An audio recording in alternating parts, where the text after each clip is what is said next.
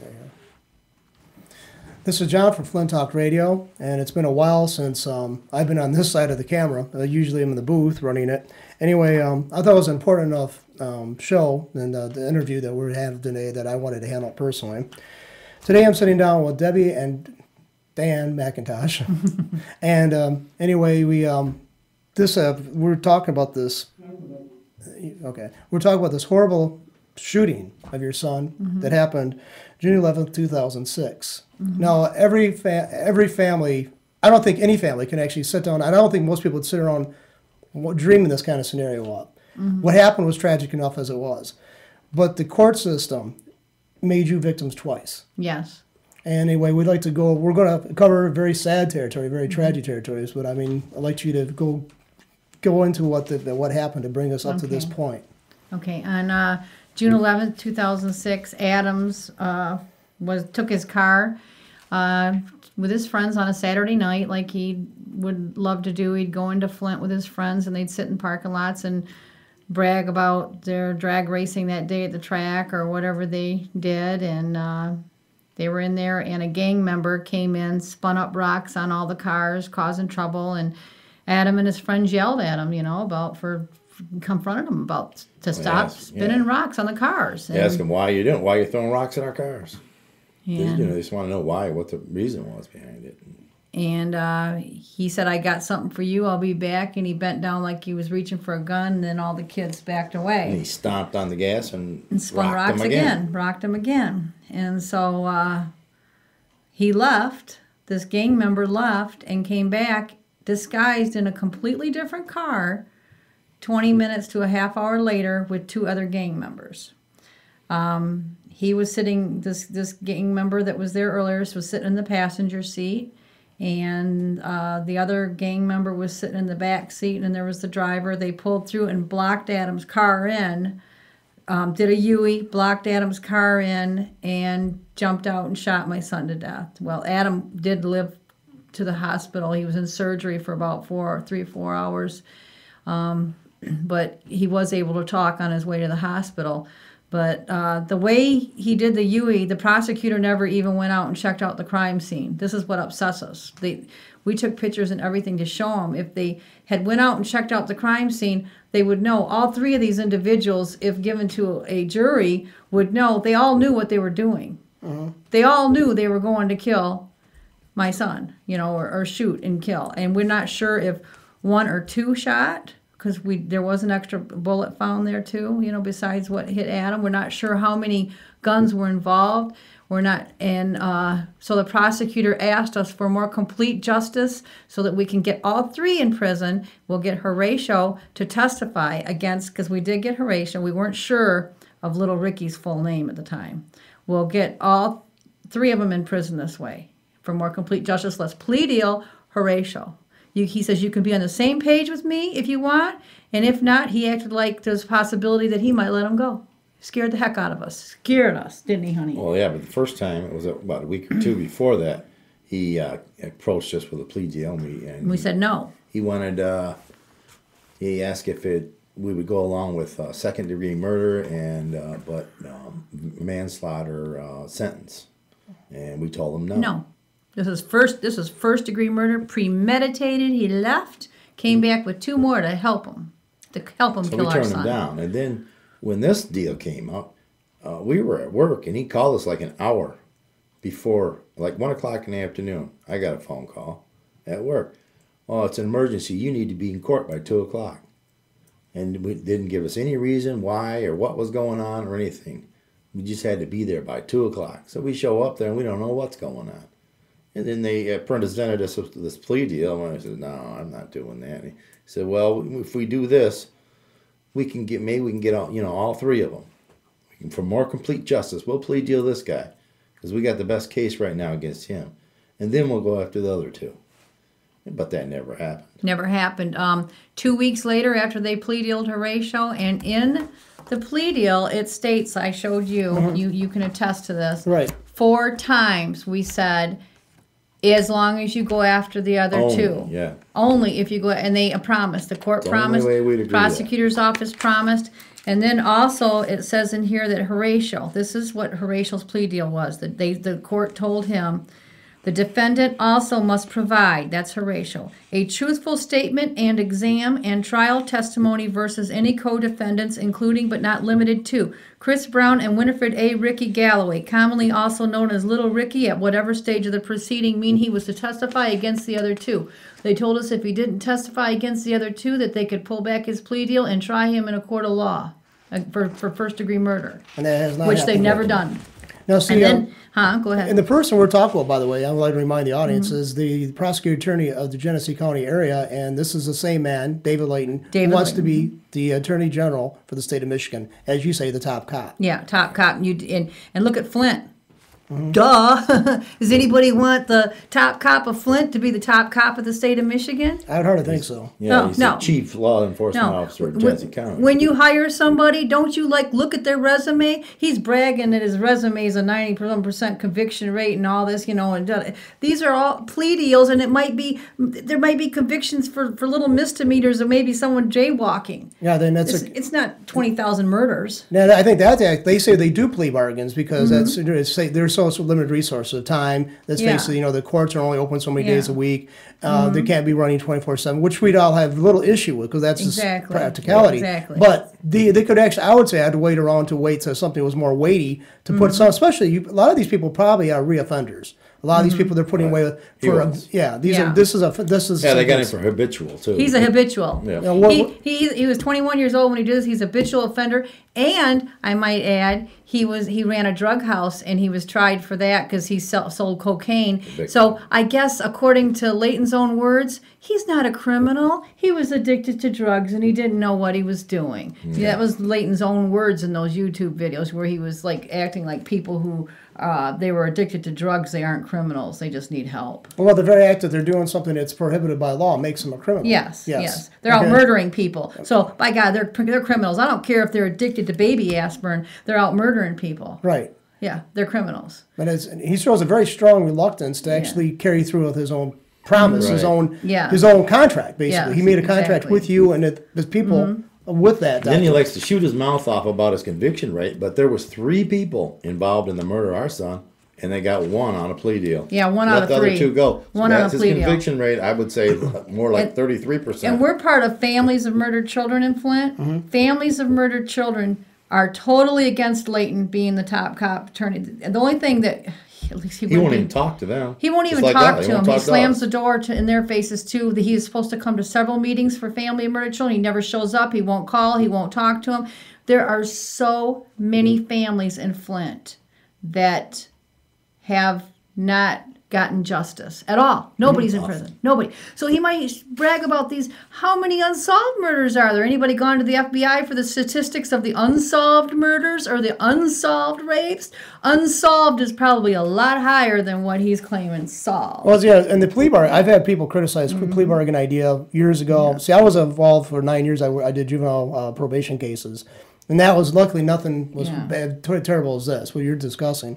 But I was surprised though that we didn't have more. There probably is more. There are probably more criminals out there because they're not considered criminals because they haven't been convicted. Yeah, they did criminal acts. Never charged. Right. Because the police, they had to, what was it? It took weeks before he would charge the killer of our son. Yeah, there wasn't enough evidence. We're like, why isn't he charged yet? They had him and we were afraid they were going to let him go. Well, he wants this. He wants this. He wanted more and more and more. Instead of, like some of these prosecutors, these strong ones, powerful ones in like Oakland County and different ones, they charge them and then they work on getting the stuff they need to get. Get their butts in prison, charge them, and then start working on it. Now, and this guy was, meanwhile, this guy was still at large. He's still walking around in public. Yeah. He wasn't being even held. For a long time.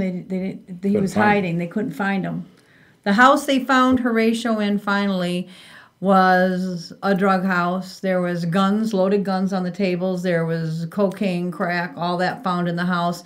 There was a whole bunch of people arrested with them. They were moving from one house to another, and they were using a Flint cop's truck. Yeah, there was a Flint police officer. Oh, that's another wrinkle. They don't know we got copies of this Yeah, stuff. We know what's going on, Leyton. We got Somebody copies borrowed, of it. yeah. We got copies of it. They were using a Flint cop's truck to move with after a month of looking for Horatio. So that all those vehicles were impounded, but that's a matter of public record when Horatio was arrested.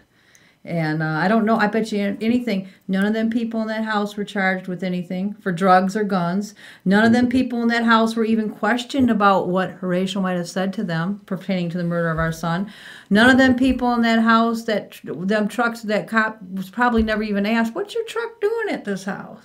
What are you doing letting criminals use your truck for? No disciplinary action probably taken. You know? And then after this plea deal thing, then we go back in there and have another meeting with a prosecutor. He tried to get out of it. Didn't want to have a meeting with the assistant prosecutor. And we finally said, no, we need to know what's going on. We got the right to know what's going on. They didn't want to tell us anything. So we go in there and he said, well, we've decided not to prosecute the other two. And we couldn't believe when they said that to us. And he says, well, be careful what you say on the phone. Because I had told them I was so mad about the plea deal. They pulled, and then they're talking like they're going to only get these guys for, at first he's acting like, well, they're going to go after the other one for murder. Because they think he might have been the one. And I said, well, all three of them did it. All three of them he should be convicted of murder or charged. And he's talking like aiding and abetting, and I gave it to him on the phone. So after that, he kind of rubbed that in our face. Be careful what you say on the phone. It's because I had talked to a friend of mine that retired from the prosecutor's office, and it must have got back to him. You know? It's cronyism there. Yeah, cronyism, basically. And they wouldn't even talk to us for, until October of 2009. Is the Yep, next for time. 2 years, over 2 years, we tried to get Leyton to talk to us, knocking on the door. I can understand Brenda Simpson's case totally, whose son was murdered and thrown in the river in 1985 when she camped out on his doorstep because he would not talk to her, because he did the same thing to us. He's an elected official. He refuses to talk. I voted for him when we both did. But he'll talk to that TV camera behind closed doors where the public can't get in there. I think it was. I didn't vote for him the last time he ran, but 2005, I'm sure I did, because we were Democrats. We're not anymore. We're independent now. We vote based on the person's resume, on the person's actions. And I can't believe it that I thought, oh my God, an elected official, and he won't see the parents of a murdered child, won't even talk to us. Then when he heard he was going to run for attorney general, he decided to talk to us. Okay, so October. Now, getting back to the person who the only person they have in prison for murdering your son. Why did he choose him of all the three? The only one to pursue charges with? Because he's the one that the witnesses seen. A lot of the witnesses, when the first go around through and said, "I'll be back." He's the one the witnesses seen. You say, I'm no legal expert, but going someplace... And he was willing to admit to everything for the plea deal, too. Okay, so, but see, I don't know, like I said, I'm no legal expert, but I always felt that, I've always was told by the legal experts, is if you leave once in like a heated discussion or argument, you go to obtain a weapon to come back to do this, to murder somebody, or do them harm, or even intimidate them, and so that showed premeditation. Yes, yes. Now, how can they say this is, what was the charge they finally got? Manslaughter. Voluntary manslaughter. Those conditions are totally different, typically, than what we're talking about. It's because we have a weak prosecutor in Genesee County. Basically, he just wanted to close the book on it. They don't want to put the time in. They don't want to put the time in. They say they're too busy. They don't want to, They told us they were too busy. They don't want to put the time in to build a good case. They don't want to go to trial with all. They say, well, we don't have time. We have so many cases. They don't. Well, when it's a murder case, by God, you better put the time in. Our son is not a file. Or there's somebody else who's going to be murdered, you know? Yeah, our son is not a file. I mean, if you want to skimp on something, skimp on these lower crimes, but not on murder. Well, see, a lot of people would say, and I get enraged when I hear people say something like this. They'll hear something like this, they say, well, there are limitations, and they have their priorities. Well, I think murder should be top priority. Should be a top priority. Top priority. Property crimes is something second or tertiary or secondary. And I understand that when this happened, obviously he had been a prosecutor only a year, but still, if you're not ready to be a prosecutor, don't run for a prosecutor. And from what I've seen from the time he became a prosecutor in 2005 till now, he has not made any changes. He's still weak. Admittedly, Flint, the Genesee County, but Flint area in particular, because the urban setting seems to suffer more crime, is one that's beleaguered, hammered on by criminals. I mean, but you got to start. Giuliani, for example, in New York City, when he was the attorney, district attorney there, he actually had minute enforcement. They went and checked people to make sure they're in the right areas. They checked up all, they reported and they cited people for just spitting on sidewalks. And they found the crime rate plummeted there because minute enforcement actually causes people to think 2, 3, 4 times before doing the bigger things. Yeah. And of course, we don't have the resources. We know that. But I don't know what's more pressing than trying to find a murderer. Right. I don't know what is more something about a higher priority list than that. The police did. I will give this to we had a lousy detective, but the police in general, your guys that are on the streets in their cars, they really did go through. From what I heard, they went pounding on a lot of doors. Yeah, it was the Flint and state police. Flint and state police went pounding on a lot of doors. They hoofed the beat trying to get the killer of our son. They really worked hard, but it's not their fault that we had a lousy detective and we had a lousy prosecutor. Okay, Right. It's not. These guys really worked hard. They were upset. I mean, I had a state cop eyes water. A couple of them, their eyes water. Well, there was another. They were there that night. They wanted to get them so bad, So I don't blame all of the police. I am upset with T.P. Johnson. He lied to the Detroit News, and I called him down on that. I called him last week. I said he hung up on me. A cop hangs up on you. That's bad. Right. I called him up and I said, why? Why did you lie? And he said, you made this political. I said, no, this is not political. It's personal. I said, this is personal. Why did you lie and say that he admitted to killing our son? Why did you lie to the paper like that? And he says, I can say what I want to, and he hung up on me. Yeah. You know what he told me on the phone? What's that? When I kept calling him about this, I said, "What's going on?" We try and call the detective. He wouldn't call us back. That's Bigelow. We call his boss. So what is going on with the case? You got one person in jail. What the hell is going on there? Where's the other 2? Oh, don't worry. It's solved. It's solved. He's going to get 90 years. It's done. Don't worry. That's T.P. We're Johnson taking said care that. of it. And look what happened. Look what happened. And then Bigelow was the detective on it. No, like I said, I mean, a lot of people are sympathetic. They're going to bring up that these cops are like, there's like one detective for maybe 50 cases. I don't know what the ratio really is in Flint. I would shudder. I don't want to know. Right. I mean, it's like, but I just don't see the prosecutor. It doesn't seem to me, Leyton did not seem to actually involve himself in this enough to even care to go visit the crime scene. When we were looking for Winifred Ricky Galloway, okay, we really needed him. He was the piece we needed. We needed before this went to trial, before this was plea dealed. We said, why? For months. Why aren't you putting it on Crime Stoppers? They promised us to put it on Crime Stoppers. Well, we haven't because the prosecutor's office hasn't told us to yet. We'd go to the prosecutor's office. Why isn't it on Crime Stoppers? Not It's not on Crime Stoppers? Well, you need to go. It's the police that need to. We go back to the police. Yeah. Well, the prosecutor needs to tell us to do it. We go back and forth. Back and forth. Like a tennis game. Right. It was like playing tennis, right. Back and forth, blaming each other. Just like when the news called Leyton last week for comments on our son's murder. He blamed the police. He says, go talk to T.P. Johnson, and T.P. Johnson's blaming. It's like back and forth. No. It's like.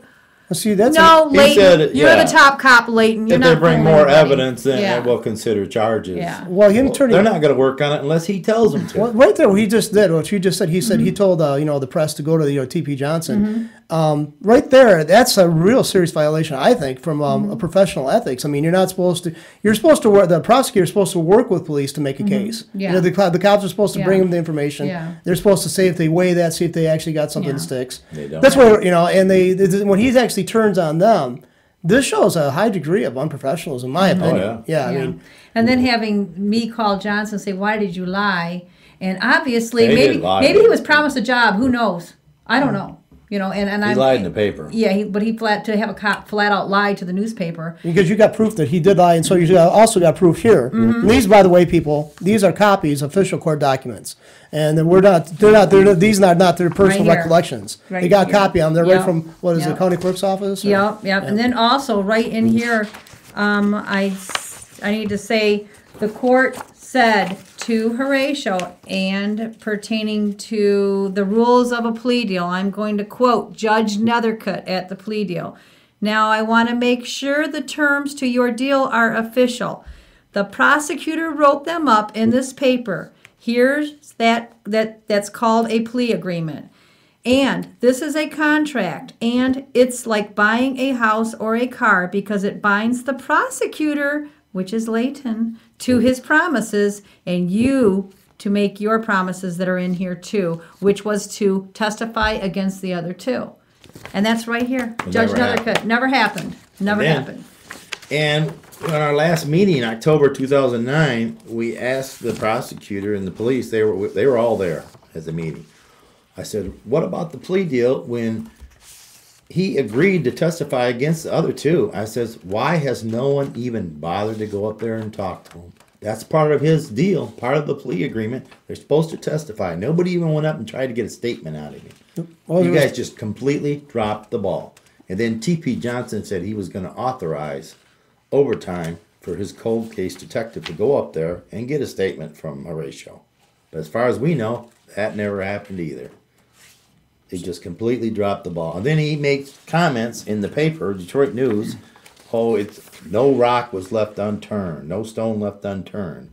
It was completely investigated and all this. He's a liar. We got him. We're going to have to go to his boss and city council and probably the mayor and everybody else because he flat out lied in the paper. We hired a detective. We'll let him take care of it. We shouldn't have to. Private No, you detective. shouldn't. No, but we did. We owed, you know, you had to. But I want to read this so people can hear it too. The prosecutor said, all right, are you willing to say at this time that you're in agreement with this plea deal disposition? I, Debbie McIntosh, said yes, as long as you go after these other two. And then the prosecutor says, okay. And then the court says, I didn't hear that. As long as what? And I said, as long as you go after the other two. So that's twice that I said it. And then the prosecutor says, all right, that's part of the agreement. And then number 3, my husband said, as long as he testifies against the other two. That's number 3. Then number 4, I said, as long as they testify against the other two. That's 4 times in the plea agreement. And the court says, okay. And the prosecutor says, all right, you agree with that as well? And I said, yes. So there. Now that's why you're not hearing Leyton say, well, they agreed to the plea deal. Yeah, because I'm showing people the truth. Under certain conditions. Yeah. We were conned. Yeah, those have not been met. Yes. We were conned so he could get his statistics. Then he touts them on this debate. Oh, I have a so much percentage conviction rate. Look what. Yeah. He that's all this was. It's just a And this Winifred Ricky assembly Galloway, line justice. according to the driver, he had braids. According to Horatio, the one that's in prison, he had braids. According to my son's dying declaration, the person that shot him had braids.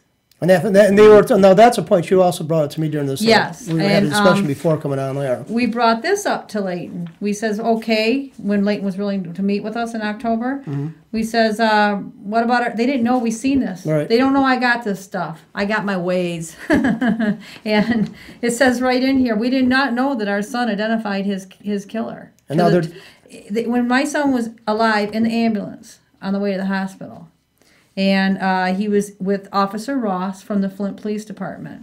And it says, while riding in the rear of the ambulance, this is Officer Ross talking. While riding in the rear of the ambulance, I attempted to obtain as much information as to what happened.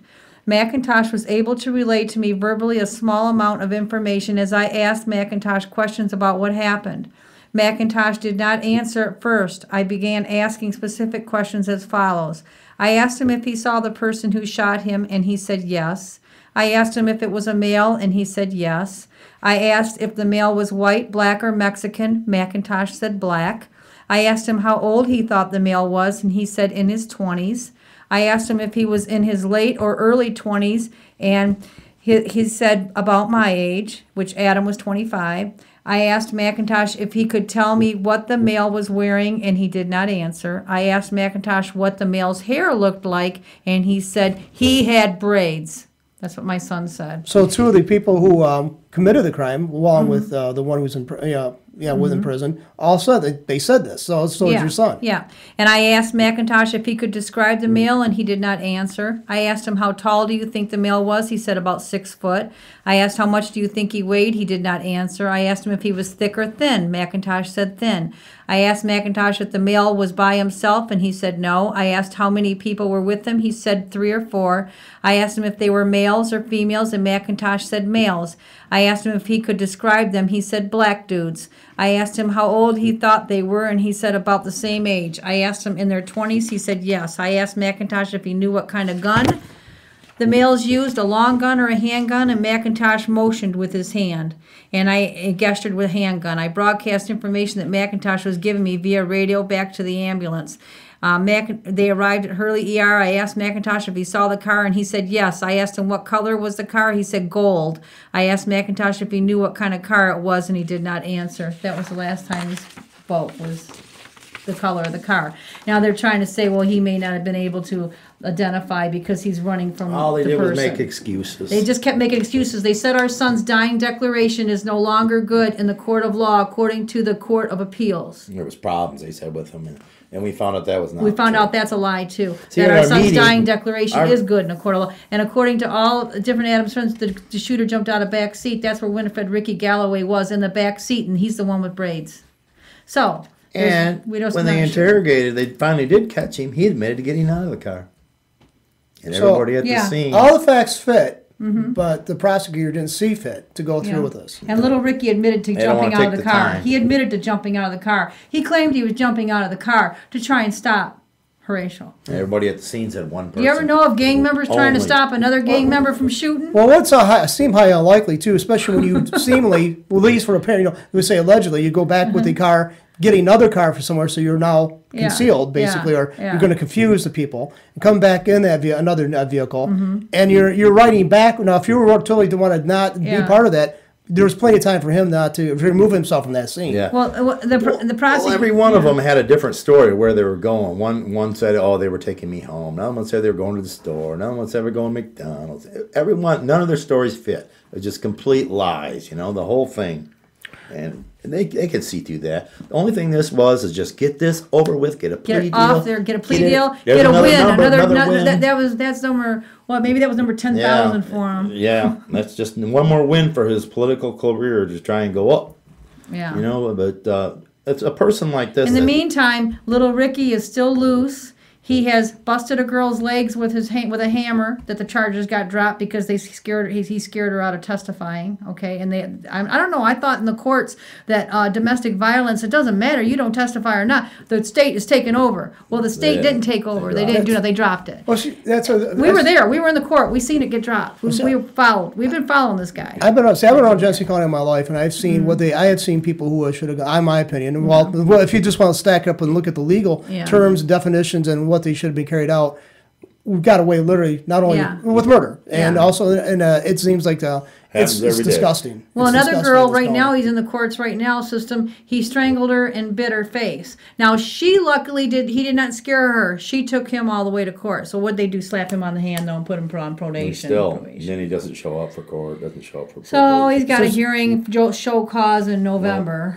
So anyway, we're just getting back to the David Leyton, the man who is a prosecutor attorney now, and now wants to be the top cop for the state, the attorney general, wants you to kind of go away, and wants all this to go away. Yeah. And you're not the only ones. He can't handle crime in Genesee County or Flint, and he sure as hell can't, handle attorney general for the whole state of Michigan. No.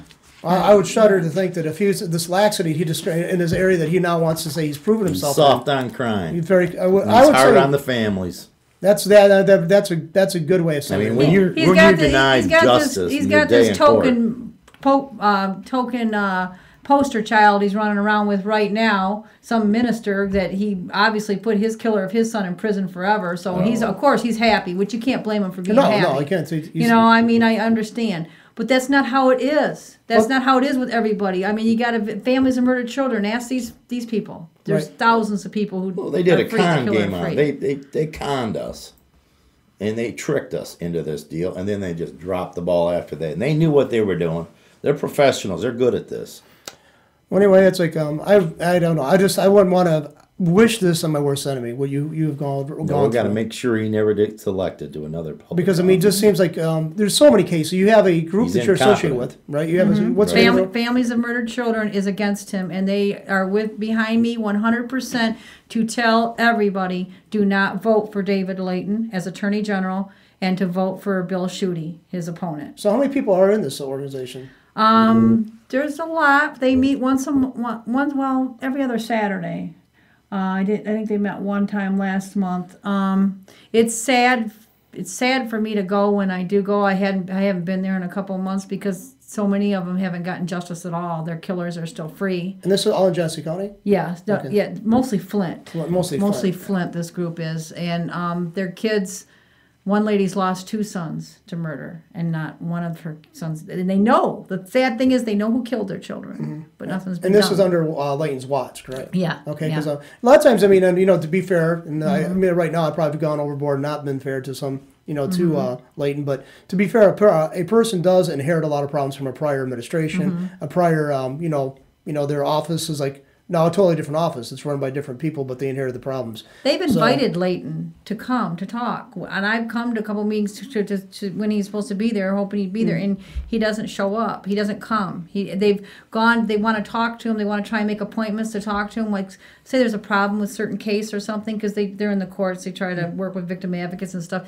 He won't meet with them. He won't have nothing to do with them. It's like, I'll tell you a direct quote from the president of Families of Murdered Children, Wanda Pierce. She said, "It's like they've thrown us away. They don't care about us in Flint anymore. They don't care." But he cares about it when he's on TV and doing his little press conferences, and the public isn't allowed behind closed doors. He doesn't want the questions asked that are embarrassing, and he doesn't wish to answer them. But where this struck me. This is not like your typical cold case where there's a lack of evidence. It was the suspects or people who are involved that are unknown. These seem to be very well known, reoffended in one instance, a couple of times, pretty badly. I mean, probably felony convictions if they would pursue them. Yeah. And they still don't want to continue with it. No, you keep throwing them back out on Every the one of them street. knew that gun was in the car. That's a concealed weapon right there. And then they didn't have license for this, obviously. No. So. I mean, they could have got him for something. Yeah. Aiding and They abetting. didn't even try. Aiding and abetting. Didn't even They didn't even try. Nothing. Didn't even talk to him. You know what they said about little Ricky? Well, he said he'd take a lie detector test. We don't find anybody that agrees to take a lie detector test to be guilty. I said, he's a gang member. He's lying to you. I said, I guarantee you, you make him take that lie detector test, he's gonna back out. Guess what happened? He backed out. He backed out.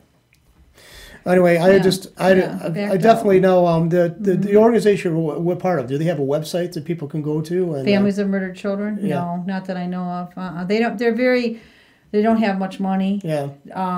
They're mostly poor inner city families that their children have been murdered, which is sad. Right.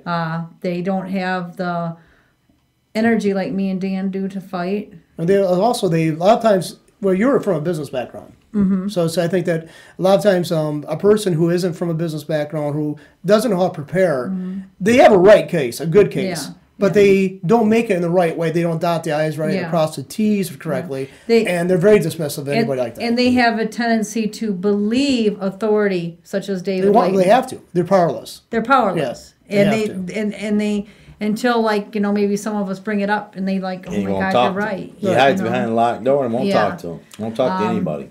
Luckily, Brenda Simpson, though, she was relentless. She got the Attorney General to that's pretty sad when. I'll tell you a little bit about her story. A lot of people don't know the whole story on that. Her son was poisoned. His eggs and stuff were poisoned, and he was thrown in the river by his stepmother and her brother and murdered alive. He was thrown in the river in 1985, and he drowned. Okay, the stepbrother that murdered him's wife. And they were ex-wife then, she was scared to death of him at the time. He threatened to kill her and the children. And she later came along. She wasn't with him anymore, and she agreed to testify against him. So you have a witness here, a witness that's not afraid of him anymore because she's living in Carolina now, willing to testify against the killer. And so they exhumed this child's body to do further testing to prove that he was poisoned. And they found the proof they needed. They have the witness to state that, yes, my husband murdered this child in 1985, and Leyton still wouldn't prosecute. He still dropped the ball and would not prosecute. Attorney General had to come down. She went to the Attorney General, Brenda Simpson. Attorney General Cox came into Genesee County, prosecuted. They're both in prison for life. What was his reluctance? What do you state as his reluctance for? Just wouldn't do it. Just no excuse. But he did there wasn't enough evidence. There was a toxology. Wasn't enough evidence. That wasn't enough. He didn't think that witness was good enough. Well, obviously, the jury did. No, the jury did. No, Leyton. That's another thing. The point didn't come out during the discussion. Yeah. He did not want to take this in front of a jury. In this case, he said that he prefers plea deals and he's afraid of a jury. So well, the jury convicted Brenda Simpson's murderers Right. See, it's like I had a friend of mine who They worked were for free life. for 23 years to molest other children and kill them and throw them in the river. Anybody got any missing kids? It might be that guy that's been free for 23 years. This is not, I can't say shocking because I've heard so many instances of this in this Yeah. area, and just a total lackadaisical attitude on behalf of the officials. It's amazing. Some people, fortunately, most people don't have to go through something as Yeah. bad as this. Yeah. Maybe it's a B&E that they basically was never pursued. The evidence was just dropped. They didn't care, and let's face it. I guess in the priority where you got to prioritize, and we got murders going on. Let's face it, somebody stealing something from somebody's garage is way down on the list. Yeah. But his promises here, people, I would say that was pretty telling. I mean, these are for official court documents you have, and they're Yes, not official just court he said documents. and he promised this. They're a in this matter of conversation. public record. Matter of public record. Yep. Well, anyway, I hope that I hope by doing this show that maybe we can I'm bring. going to awaken people's refresh them that weakness. this, can they see that this is Adam to those who, so they'll refresh their memory. That was Adam Ryan McIntosh. His nickname was Opie. We have started Mott Community College has a scholarship in Adam's name to keep his memory alive because he was a master mechanic, and there's a scholarship there now just for mechanics in Adam's name. So we have a race every year, big drag race. All his friends come together and race in his memory, and we're still heartbroken when we haven't. I mean, you can't never. I'll tell you the truth. There's never really going to be justice because he's not here, but. You got two murderers out there walking around, Leyton talking about how good his conviction rate is. It looked like his conviction rate is pretty shitty to me. Yeah. Well, anyway, I'd like to thank you for coming in. I'm Thank sorry you for you have having to go us. through all this again, but I definitely would want people to be aware of who they might be voting for Attorney General. Yes. Well, we want to make sure he doesn't get promoted. When you don't do your job, you sure as hell don't deserve a promotion. He has a bad resume. Look at Flint. I was raised in Flint. I can't believe what it's become. It's pretty scary for outsiders. And you know It's what? scary being here. It might be, maybe Leyton don't care because he don't live in the city of Flint. It might be a matter of that. I don't know. No? Like I said, and I also like to say, get this time too. If you, Mr. Leyton, if you heard this or somebody's brought this to your attention, you listen to it. If you want to come back and try to, say why you give the reason and why you didn't pursue this, then please, you're welcome to get hold of us. 810-208-1854. You can call and leave a message 24/7. We'll make an arrangements to have you either come in the studio or we'll meet you somewhere and do a recording. And thank you very much. But thank you again. Thank you. Thank you.